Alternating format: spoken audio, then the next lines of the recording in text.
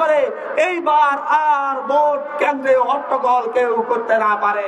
আওয়ামী লীগের এক নেতাকে বিমানবন্দরে পৌঁছে দিতে ৩ কোটি টাকা দাবি করেছিলেন জাতীয় নাগরিক পার্টি এনসিপির সিনিয়র যুগ্ম মুখ্য সমন্বয়ক ও নোয়াখালী ৬ আসনের সংসদ সদস্য হান্নান মাসুদ। এমন বিস্ফোরক দাবি করলেন বিএনপি নেতা রাশেদ খান, যা নিয়ে এখন রাজনৈতিক অঙ্গনে চলছে তীব্র আলোচনা সমালোচনা।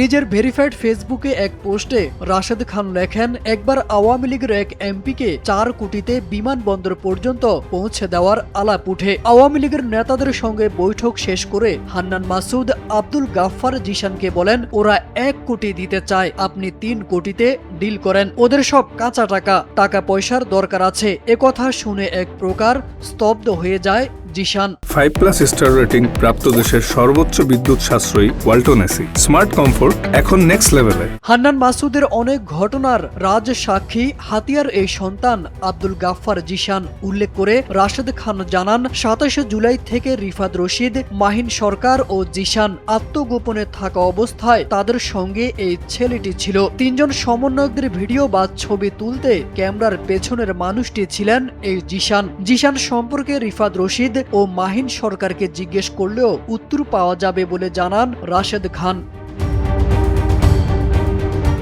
গণ অভ্যুত্থানের পরে সমন্বয়কদের মধ্যে সবচেয়ে বেশি দুর্নীতিতে জড়িয়ে পড়েন হান্নান মাসুদ। উল্লেখ করে রাশেদ খান লেখেন, গণ অভ্যুত্থানের পরে হান্নান মাসুদের মিটিং শুরু হয় আওয়ামী লীগের নেতাদের দিয়ে। তাদের সঙ্গে তার অসংখ্য মিটিং হয়েছে। পল্টনের হোটেল ফার্টসের কয়েকটি টেবিল যেন এক প্রকার হান্নান মাসুদের জন্য বরাদ্দ থাকত বলে জানান বিএনপির এই নেতা।